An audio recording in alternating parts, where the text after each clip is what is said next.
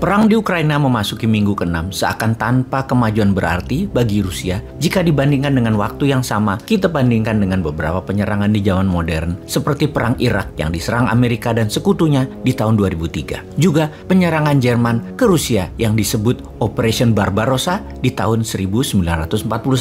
Perubahan pola serang Rusia ke Ukraina dari serangan kilat ala Nazi dengan blitzkriegnya diubah menjadi ala Aleppo tidak mengejutkan banyak pengamat intelijen pertahanan. Strategi bumi hangus adalah perang psikologi bagi yang lemah. Perang yang direncanakan cepat menjadi perang psikologi yang bisa panjang masanya. Kita akan bahas perbedaan perang di Ukraina ini dengan perang Irak di tahun 2003 dan Operation Barbarossa di tahun 1941.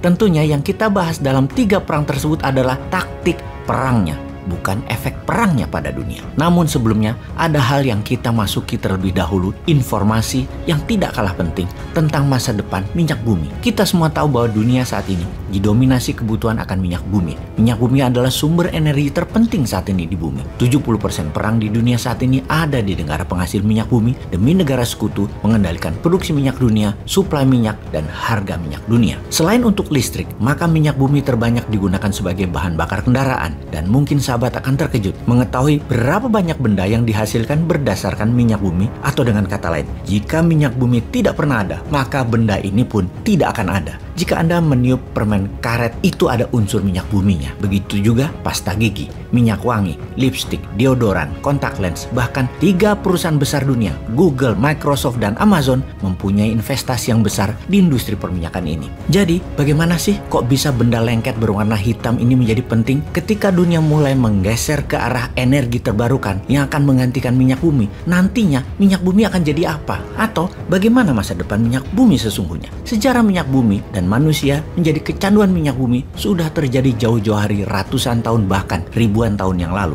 Bangsa Mesopotamia di tahun 3100 sebelum Masehi sudah menggunakan minyak bumi untuk mozaik dan permata mereka. Bangsa Babilonia di tahun 1700 sebelum Masehi menggunakan minyak untuk pelapis perahu mereka agar tidak merembes air masuk ke kapal. Bangsa Mesir di tahun 2600 sebelum Masehi menggunakan bahan dasar minyak bumi untuk membalsem mumi. Juga bangsa Yunani telah sejak tahun 2000 sebelum Masehi menggunakan sebagai lampu minyak. Untuk dunia perminyakan modern, pastinya kita berterima kasih pada seorang inventor ahli kimia, James Young, yang berkebangsaan Skotlandia di pertengahan abad ke-19.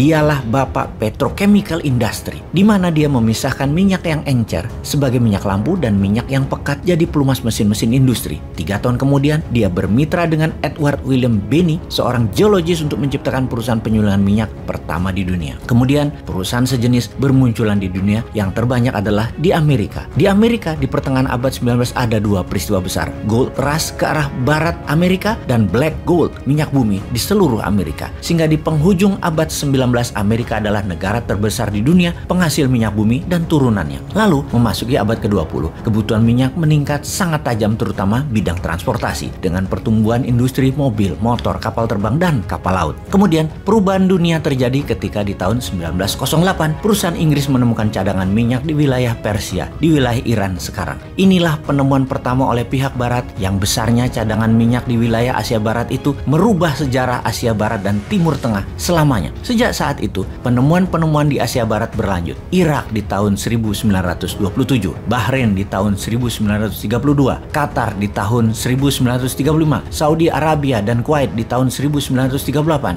di UAE atau United Arab Emirates di tahun 1958. Semuanya adalah yang berinvestasi, yang mengeksplor, dan yang memiliki hasilnya adalah perusahaan barat, Amerika dan sekutunya. Untuk menjaga harga stabil dan membuat jumlah produksi berlaku adil, negara-negara Timur Tengah itu berinisiatif membuat organisasi, yaitu OPEC, Organization of Petroleum Exporting Country, atau organisasi negara-negara pengekspor minyak. Diciptakan dalam konferensi di Baghdad di tahun 1960. Negara pendirinya adalah Iran, Kuwait, Irak, Saudi Arabia, dan Venezuela. Kemudian banyak negara bergabung. Qatar di tahun 61, Indonesia di tahun 62, Libya di tahun 62 juga, UAE juga di tahun 1967, Nigeria di tahun 71, dan Ekuador di tahun 1973, kemudian Gabon di 1975. Mereka, OPEC tersebut, mengendalikan 80% cadangan minyak dunia dan memproduksi 44% minyak dunia. Kekuatan OPEC dan dominasi OPEC sangat kuat sekali waktu itu. Apa buktinya? Ketika perang Arab-Israel di tahun 1973,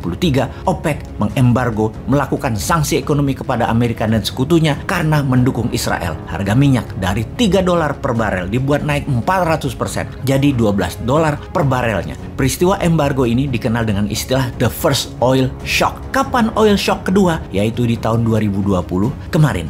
Ketika selama setahun shutdown karena pandemi virus Wuhan, di mana kebutuhan minyak bumi turun hingga 50%, juga perang harga Saudi-Rusia yang mana Saudi menurunkan harga minyak agar perusahaan Rusia bangkrut. Harga minyak bumi di bulan Januari 2020 adalah $67 per barel. Di bulan Maret 2020, harga minyak bumi ke $18 per barel. Dan di suatu titik di bulan April, harga pernah mencapai minus $38 per barel. Minus alias yang beli minyak dibayar, bukan bayar atau beli, tetapi dibayar. Sekarang di tahun 2022, kebutuhan minyak bumi 92,8 juta barel per harinya. Di antaranya Indonesia membutuhkan 1,5 juta barel per hari. Tiongkok membutuhkan 19 juta barel per hari. Di dunia ini ada 4,8 miliar mobil di jalanan. Dan ada banyak hal selain fuel bahan bakar kendaraan dihasilkan oleh minyak bumi yang belum bisa digantikan oleh energi terbarukan seperti tempat tidur, kamera, karpet, komputer, bola golf, botol, pestisida, pipa, gorden, ban, X-ray, dan banyak lagi. Sebuah fakta, mobil listrik akan merubah dunia transportasi, namun tidak akan merubah kebutuhan akan minyak bumi. Jadi, ketika dua negara berperang,